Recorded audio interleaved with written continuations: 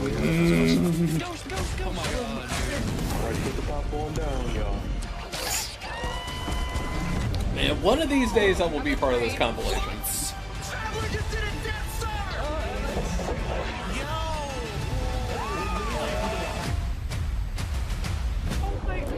What is he doing? No way! Oh my god, was? Here we go.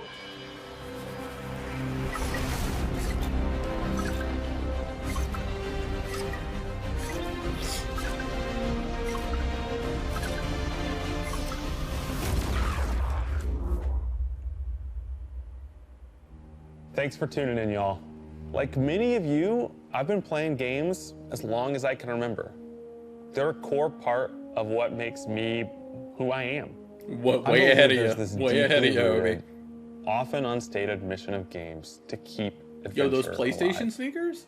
In 2014, Bungie set out to start a new adventure. Heroes awakened on a desolate planet. A silent god set in our sky. And it wouldn't be long before an ancient enemy, shrouded in darkness, showed up at humanity's door to destroy us. Over the years, our heroes would shape a story far greater than anything we could have imagined. Players would explore deep into the depths of Venus, hunting a machine god that controlled time itself. They'd invent ways to combine their mythic weaponry and their paracausal abilities to stand alone against monsters that took others an entire elite squad. They'd race alongside their friends far into the early morning into halls of an ancient city where only a select few emerged victorious at dawn, clutching the heart of a dragon. But most importantly, they'd bring their friends and their family into this world and together meet new faces on this adventure who would become lifelong companions. Now, together, we approach the final shape. We're about to embark on the last expedition of Destiny's first saga. So let's be clear about the stakes. In the final shape, you will go inside the Traveler. The journey will be difficult. And what awaits you on the other side of this trek is nothing less than the deadliest entity we have ever faced. There will be no open betas. There aren't going to be any guides on the internet telling you how to handle what's to come.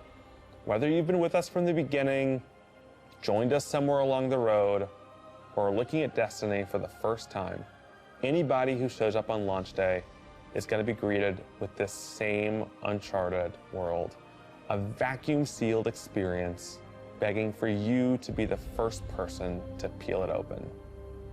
So today is your invitation to go forth and adventure. This is the showcase for the next expansion, Saki, which is going to be the end of the Light and Dark saga.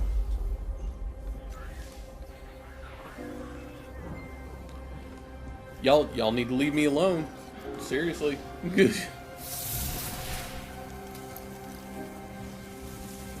After all these years, we never talked about it. Why I brought you back.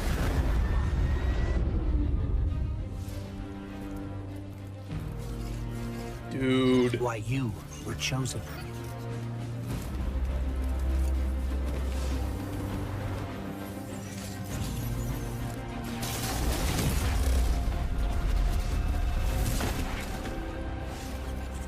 The truth is, I didn't know then. Gallahorn. It was just a feeling.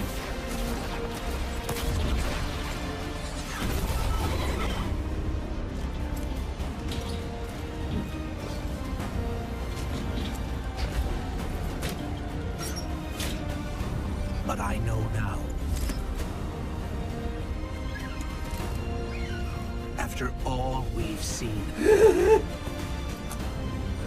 all we've lost, this fight might be our last. So I'm asking you one last time to rise.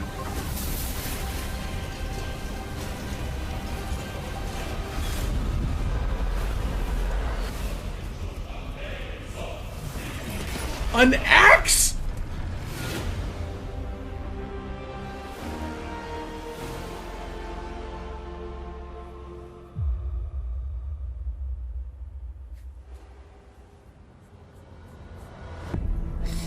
I'm gonna cry. This is a momentous time in Destiny history.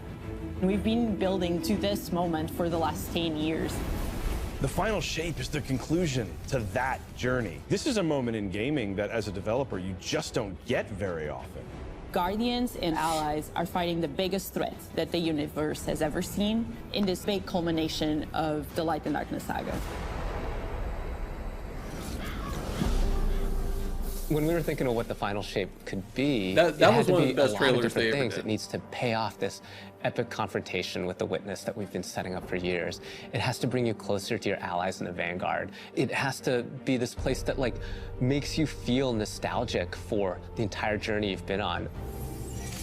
When we Look how were damaged and resurrected busted by up Ghost he is. at the very beginning of this story, we didn't know why, but it was for this. The Traveler is asking us for help, and it's our responsibility to protect every living thing in the universe from what the Witness intends to do. When we first start the final Also, shape, did we we are we finally saw a able to Void go Tormentor. through I the think we portal saw a that the Strand Witness opened Tormentor in the in that Traveler trailer at the as end well. of Lightfall. Inside is the Pale Heart of the Traveler. That is the stage for our showdown with the Witness. The Witness has the darkness. It has always had a connection to it. The Pale Heart of the Traveler is what it's trying to use to gain connection to the light. So with both, it can enact its final shape. The Witness looks around and sees a lack of purpose, no meaning. It wants to fix all that. So it's trying to put the universe into this frozen perfection where everything's just exactly how it thinks it's supposed to be. That is the final shape. If we're going to defeat the Witness, it's going to take everyone. Failure is not an option. We're going to need the Vanguard, all of our allies, and all the Guardians to rally together and be brave in the face of Oblivion. In the final shape, we're going to answer questions at the grandest scale. But what I find really interesting is that it's also a very personal journey where we deepen our relationships with these characters that we've known for so long. Zavala, Ikora, our Ghost, get to reconnect with Cade 6. So, like, while there's this great conflict and everything going on around us and stakes of just unimaginable heights, it's still at the end a story told around campfires by a bunch of companions who have been fighting together for hundreds of years. Who are on their last legs. Oh, give me more. Give me more. In the final shape, we're going through the portal that the Witness has opened up to confront it and stop the final shape. Inside the Traveler is this infinite, vast, unknowable. That's ever the old leaning tower. on the Pale Heart, which is a fraction of really what is inside the Traveler. Are we yeah, are we finally going home? The Pale Heart is weird. It's a little strange, it makes you feel a bit uncomfortable, and it is also just so cool and artistic in the best way. The Witness entered well ahead of any Guardians, and so it's had time to kind of shape what's there. When our Guardian enters, the rest of the Pale Heart starts getting shaped also around what we've experienced. Oh, that's This is the Traveler recreating the world in front of you as it saw on your journey. One of the most memorable locales from Destiny's past is the D1 Tower. It's really a labor of love from the Destiny team. The final shape means so much to everyone who's building it, and I think players are really going to be able to see that. The Pale Heart is our very first linear destination that we've ever done. I would love it if players felt that they began their journey in a place of safety. and feel it escalate in danger, in surrealness, because there is this beautiful evolution of the space. They see things that are more and more wrong as they begin to go towards the Witness's monolith. It's kind of this omnipresent, foreboding thing off in the distance. The weirdest things happen as you get closer to the monolith in the form of reshaping. Kind of like deconstructing things and putting them back together just wrong. The sense of scale you get out there, like as you're exploring these spaces and you're jumping on these reshaped cuboids of Earth, you feel tiny as a Guardian. You feel alone. You feel like you are not the force to be reckoned with that you have been. You're not the God Slayer right now. You're just this little person jumping from these massive pieces to massive pieces.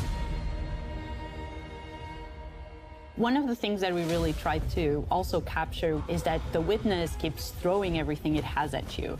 And so you're going to fight these new enemies, the Subjugators. The Subjugators? Subjugators are the new unit you're going to be facing. They're mini Rulks! They have an enhanced power set. They're performing stasis powers and strand powers to face the Guardian, while in support of all the other enemies you're fighting too. They bring something entirely new to the battlefield, which is kind of this element of control.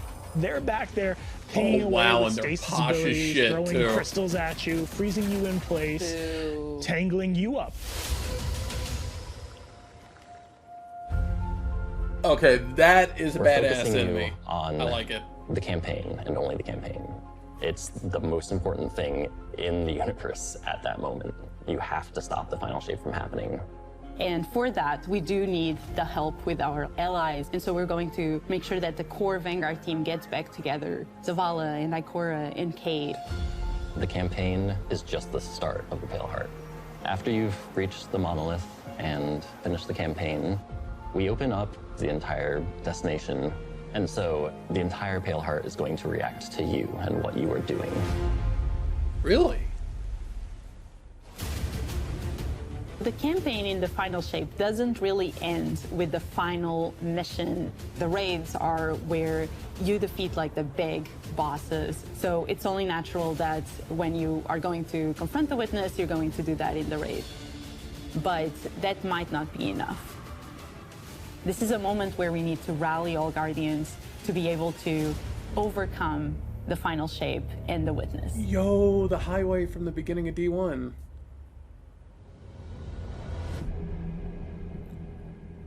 I mean, they said straight up that, like, in the final the shape, conclusion of the story was going to be in the raid. Traveler, very close to this energy. This allows us to have new supers, Arc, Solar, Void. We want to create something that turns you into an offensive powerhouse, but also can benefit your allies in a support capacity. There is this thread of team play and like working with your friends to overcome the odds.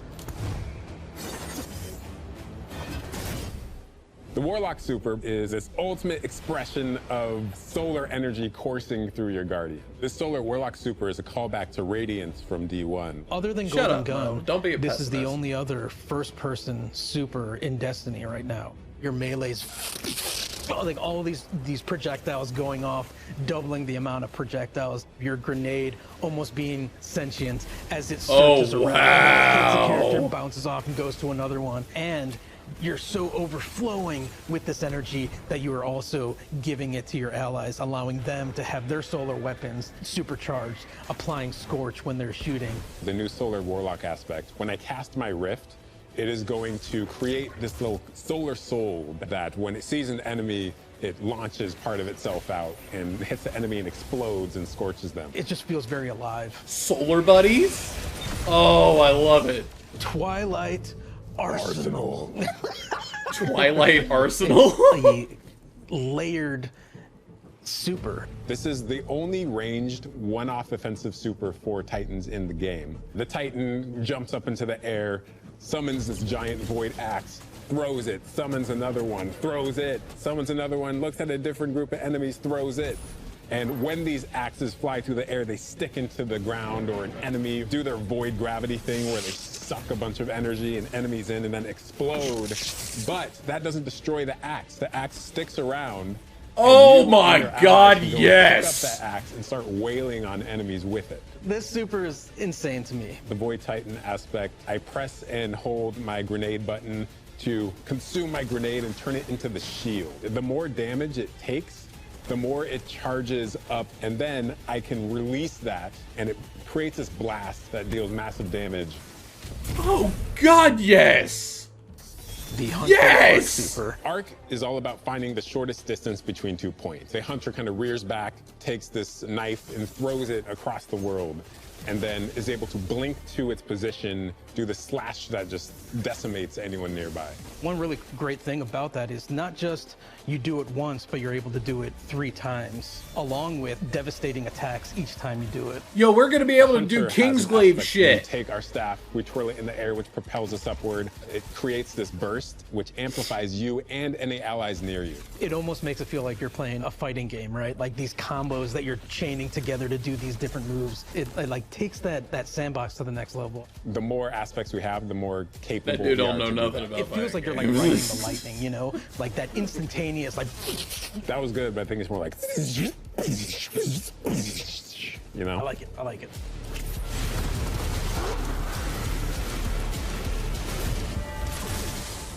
Weapons team has been working on all sorts of goodness. We've got exotics, we've got legendaries, we've got perks. We're always cooking up stuff. We're always playing with stuff that we think is like really interesting or taking inspiration. We have Tessellation, which is this exotic pyramid fusion rifle. It has the really intriguing property of adapting your Guardian's current that's our damage type. $250 pre-order gun. Time that you can run a weapon that can adapt to be strand or stasis in the energy slot. So you'll be able to run an entirely strand or entirely stasis loadout.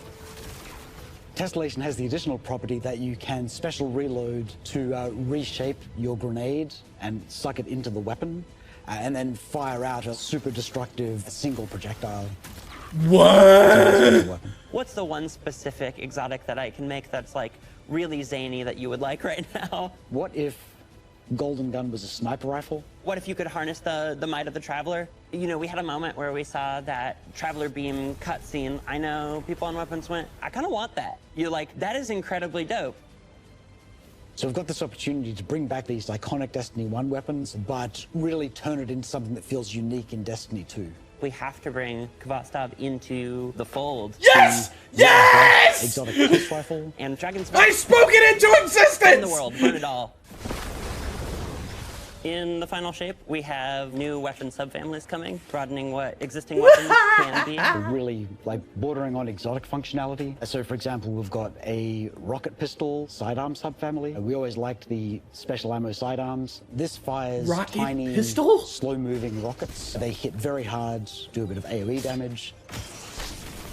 They have a mixture of regular weapon and rocket launcher stats. We're also doing a new support weapon subfamily. The support frame auto rifle is a type of legendary auto rifle. It'll let you switch seamlessly from firing at enemies to healing your allies.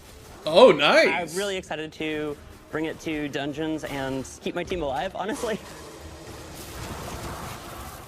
Weapons team is always coming up with There new you go, ideas. Scott. You We've want a got support ton of gun? new You cool officially stuff have a coming over support the next gun. few years, and some new and really wild ideas, which we're pretty excited about. Yeah, Lumina, the assault rifle. You've got a lot to cover. But I did it! I did it! I willed the Kvastav back into Destiny 2. You're welcome! I'm back! Hey, you two, give me a sec. I was magnificent. Best part. This is great. Anyone want a hug? Get your rock off my map. Worst case scenario, you die. But who knows? Maybe you won't.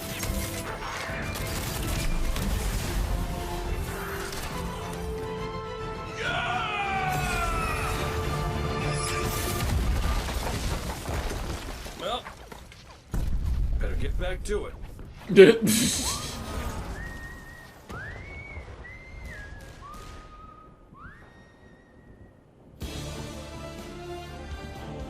In this moment where we're driving to the end of the Light and Darkness saga, it's great to see Cade like return to this world at this moment with all this change about to culminate with this confrontation with the long-standing enemy, the Witness. Cade is the quintessential hunter. His presence casts such a long shadow over the story of Destiny, whether it was when he was alive or when he was dead. What Cade goes through in this journey, how he serves as a catalyst for the other characters, the events that are uncovered to have brought him back. This is how the story had to end. There was no end to the Light and Darkness saga that didn't have Cade here alongside his friends to finish the job.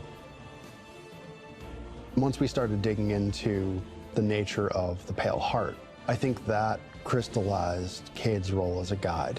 Cade is Virgil, and he's our guide through this other place. Cade is the one who is the most appropriate person to be the guide, because that's his job. That's always been his job. It just feels so natural for Nathan to be back in the booth. It felt amazing to just see him slip back into the role, like, without missing a beat. Right, instantly. In the flesh, or metal, as it were.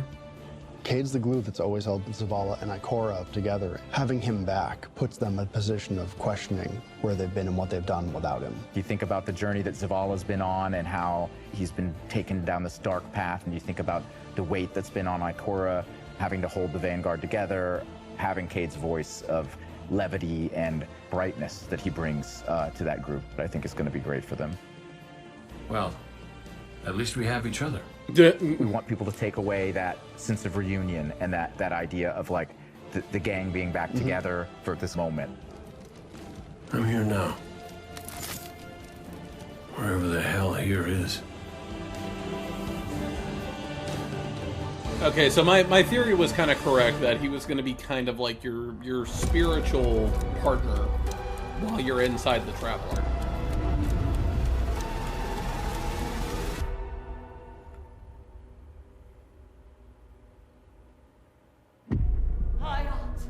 Guardian, the Witness poses a dire threat. And the Witch Queen holds the answers we seek. That is a lot of hype if we words. contend with her sister, Xivu Araf. It rests with me. Will you come back from this? Do not be afraid.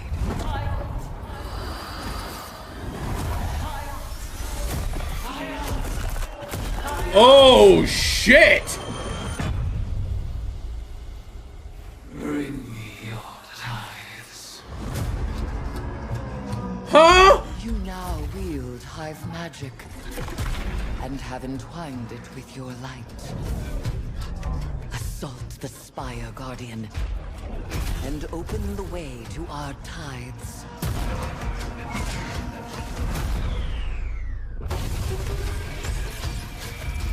Let them know fear.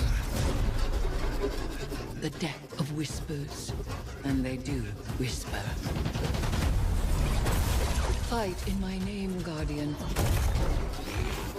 Every opponent you defeat strengthens me.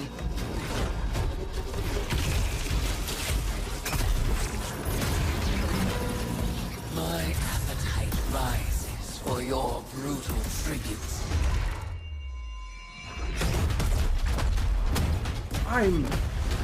Let us show her what it is to be Hive. You have sounded the horn of battle! You are deserving of the greatest death I can bestow. Wait, is that Ziva? Season of the Witch. Wait, that's now! Season Oh, of the shit! Witch is our opportunity as players. We've been annihilating and breaking Hive spells, and now we finally get to cast them. At the end of Season of the Deep, we learn that Savathun has the key to getting into the portal that we need to go into. No. That means we have to go find Imaru, her ghost. Imaru's like, not so fast. We've got a bigger problem first, and that bigger problem's name is Xivu Araf. If we fight her, she only gets stronger. Eris has an idea. It's a really good It's idea. a wild ass idea, yeah. She determines, like, well, the best way to fight fire is with fire. We are channeling all of that energy that we're creating by going through, by eliminating enemies, and we're tithing to our friend Eris. Bring me your tithes. What does that mean for the characters and the player to kind of like be like Savathun? This and that's was where kind we went of down the path of prophesized having Hive Eris. We that want to extend Eris that would magical eventually fantasy learn into the Hive player, power and that use it ability to against have them. overwhelming magical power, that risk And and, it reward also into means all of our activities and systems at some experiences. point And down so the line, that's we're what gonna led have us to to come kill up with her. things like Deck of Whispers. Because This it was magical deck of prophesized that cards she would eventually that creates go amazing synergies with your buildcraft meta and with buffs and the activities. They can then choose these cards at will, whichever ones they want, and then that really leans into the build crafting. You actually are getting cards that you can then use to place on the battlefield and change the way you play. I'm such a sucker for deck building. Like being able to like bring that element into Destiny gameplay has just been like, oh, chess. Yeah, oh, it's really super fun.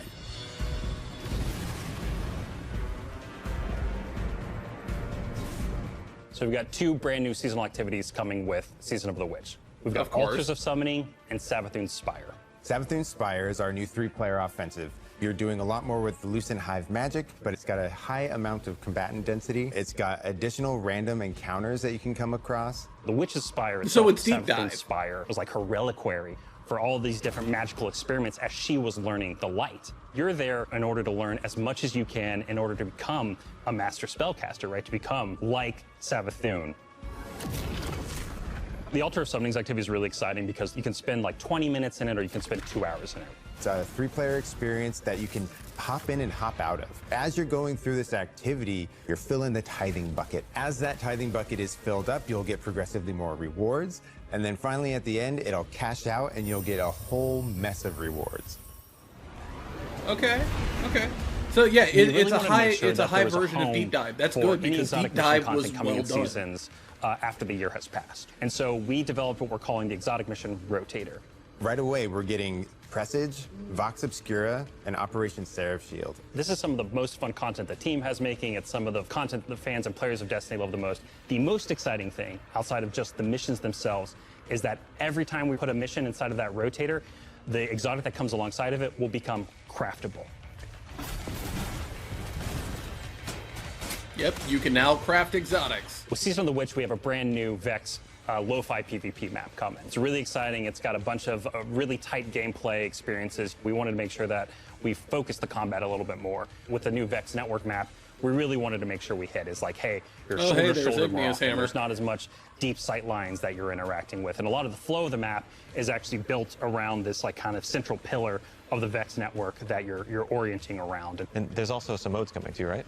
We've got a new PvP game mode coming that's all about relics. It's about multiple relics, so it's not just one like the Scorch game mode from the past. We So were we've talking got about this Shield last coming night, from the Vaulted relic Glass. game mode. We got the Spear back from Season of the Risen. And we got the Scythe from Season of the Haunted. Yeah, so you're going to be reaping Guardians with that thing. It's a lot more tactical gameplay. It's all about running around the map, claiming these relic dispensers, and then grabbing them in order to push for victory. I will take what I Yep. need. The words Well, in not a are the scythe weapons now. You get in the my scythe fist. back. We were feeling pretty hypey. The scythe was this around in Season of the Haunted. Obviously, there's something in the air. And so when thinking about like what's a good raid reprisal that would really suit this very hyvey season, there's only one answer.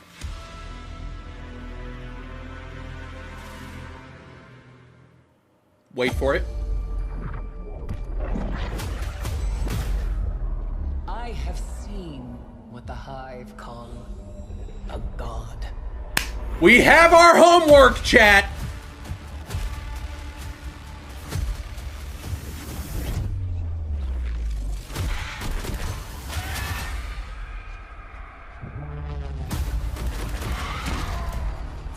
All right, so I'm already seeing Scarlet Keep Hive. Only a true weapon of the light can stop his wrath.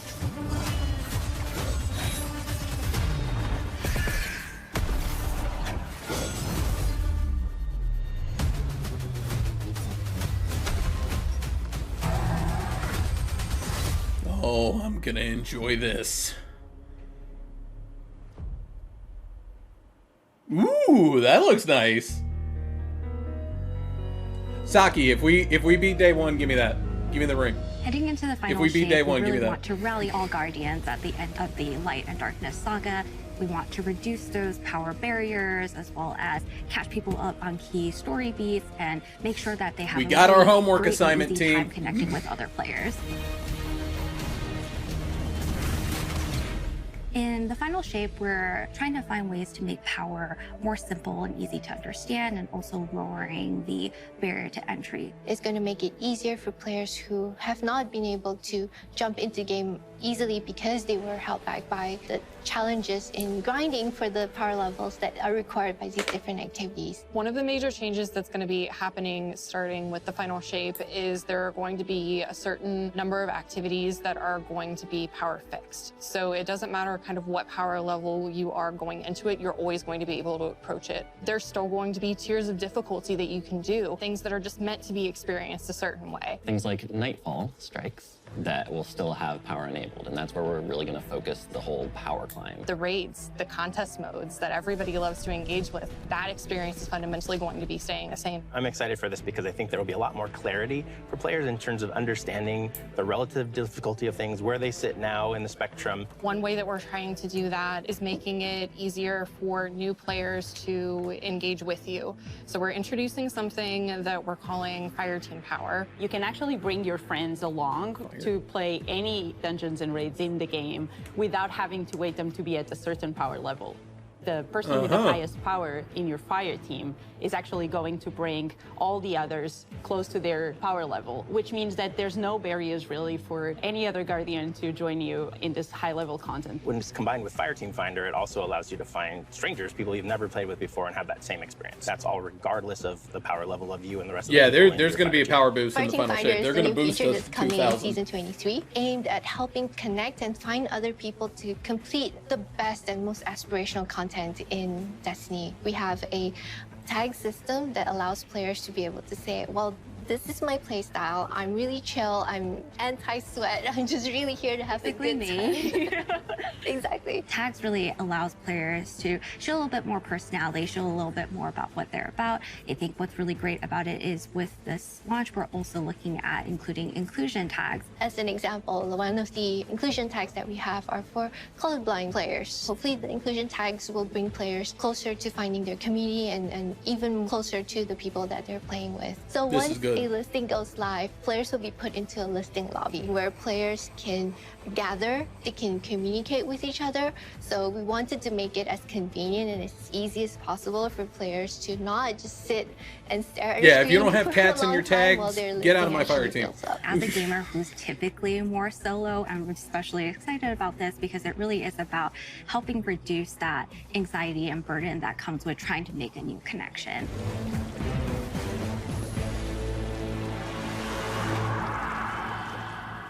Okay, so they really put some thought into the in-game LFG. What I'm incredibly excited about is timeline reflections. Essentially what we have done is we went back to previous expansions and pulled out missions that we felt really represent key narrative beats within our story. We are going to have a mission for Forsaken, a mission for Beyond Light, as well as a mission for Witch Queen. Thanks for the memories, Guardian. The neat thing about these missions is they're not going to be like one-to-one for how you would experience them in the campaign. You're also going to get additional pieces of narrative fed to you to like identify like, hey, this is why it's important that this happened, and here are the people you met along the way. A really big one that's really timely for Final Shape is Cade's last stand from Forsaken. So, okay, This they is a moment are that a lot of trying players to new bring and old some of are the gonna old come stuff back to back. Destiny. I think this is just the right time to introduce features that are going to allow those players to jump right in and find people to play with and enjoy this content regardless of their power level.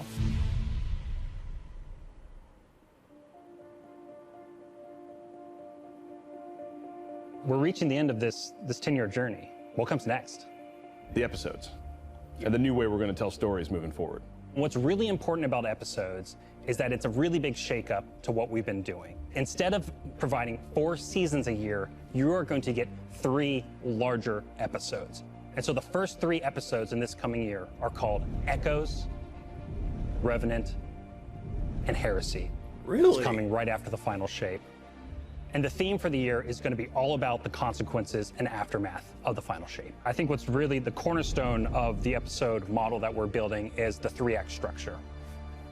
The acts act as Is that these the fanatic? anchors for us to introduce new weapons, new artifact mods, new activities. There's gonna be new missions coming around the core. There'll be new story moments in every single one of these acts. We're actually providing more cinematic styled experiences throughout the Final Shape year and the episodes with it than any of the seasons we've ever developed before. These new stories are actually playable as standalone. Like each episode is something you can experience whether you've been playing Destiny for 10 years or this is your first one. You're going to be able to basically enjoy them in any order you want to. I think the opportunity with this I big like epic that. moment is that we get to innovate the game. We get to move the game forward. It's all about change frequently. It's all about deeper story moments. It's all about more weapons, more loot, more often. And it really provides the team with a platform to go much deeper into the themes and fantasies and story of any individual episode as compared to the seasons you know of today. I'm so excited to see what the narrative team can do with this kind of new platform of storytelling. Episodes provides this awesome foundation for the future of Destiny. We're moving into the next stage of Destiny 2. I think some people look at the Final Shape and they think Destiny 2 is coming to the end.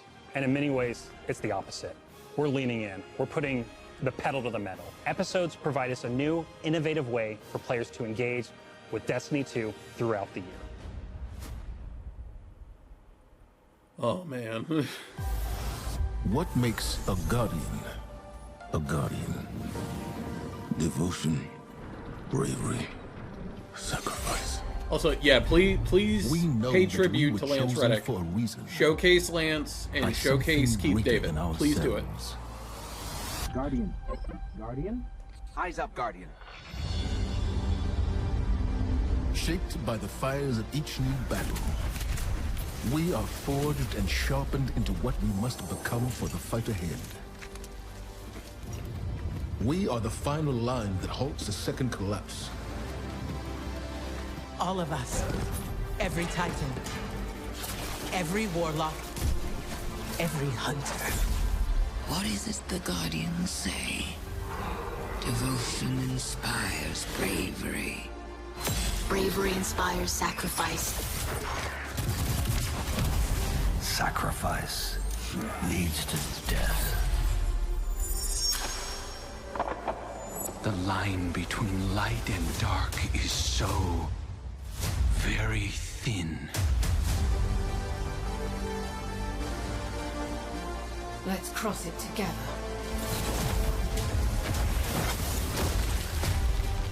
There are things out in the dark that only the dark can overcome. Trust me. You've heard the stories of the Traveler's sacrifice, of darkness descending upon humanity.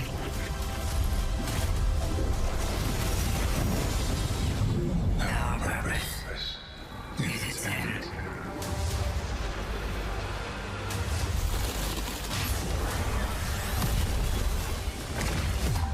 This time, there is no escape.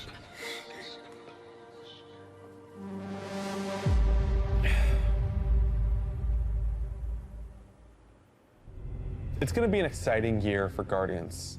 We get to make good on a promise that we made way back in 2014. There was classic rock blasting, a fire team racing across our solar system, and at the end, a simple message: become legend. Today, you got a glimpse at how we'll be cementing your legend in this upcoming year. We're going to be heading inside the Traveler, experiencing a destination unlike anything we've ever built before. We'll face the biggest bad we've ever made, and we'll do this all alongside a streamlined progression system, allowing us to easily play with friends in any content in the game. And as the dust settles in the Final Shape, we're going to continue our legends in Echoes. It's Destiny's first episode in a new phase of storytelling for Guardians, with brand new conflicts born from the resolution of the Light and Darkness saga. These first episodes are just the beginning.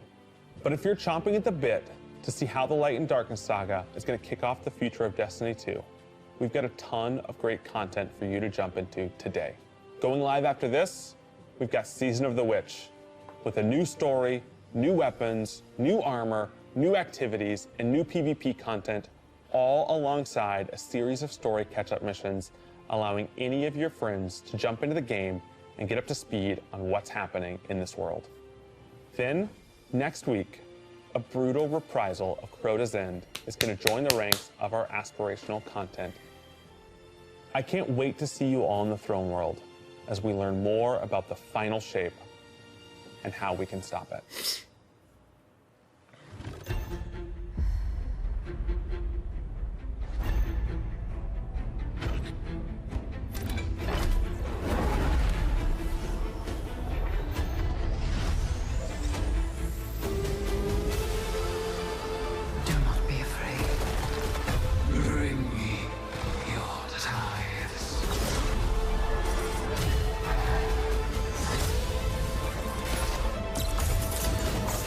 God, I can't wait to get my hands on that axe weapon. That looks like it's gonna be so much fun. All we've lost.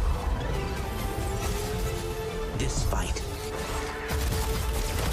might be our last. So I'm asking you to rise. One last time. Just so you know, guys, we are gonna run Crota's End relentlessly until I get Necrochasm. Yeah, show me, show me, show me. Like I literally have goosebumps. I've been tearing up this whole time. Like, thank God I'm about this big on your When we screen. create a collector's edition, we try and recreate items from the universe for players to enjoy outside of the game. So this year we're doing the Destiny 1 The queue just tower. activated on the We Bungie really store. try to work hard at thinking about Oh my 10 God, years it's of the Destiny tower! and how best to encapsulate that experience. Even as the game dev who've worked on this since from day one, like I think Marshall, lend me $100. The tower is super exciting for us because it's going to kind of catalog Let me $100 of a player from when you first started playing Destiny all the way to now. The tower, it's kind of like the beacon in which you're a place you can call home. You get the tower, and then there are actual figures of the Vanguard mentors that accompany that architectural model. There's a lot of like hidden messages and hidden things. There's gonna be some fun surprises. We're always trying to push the envelope. And so we've been playing a lot with magnetic locks and So it's gonna be just like this. It's gonna be just like this, where there's gonna be hidden messages. As a whole, really special. It's sort of the perfect symbol of Destiny. I'm so excited for it. Me too.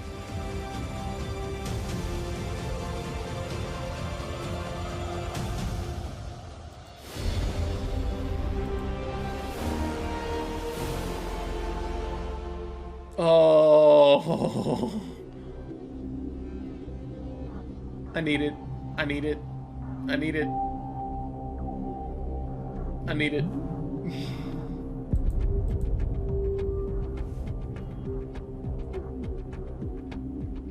Oh my God. I love Destiny 2 so much.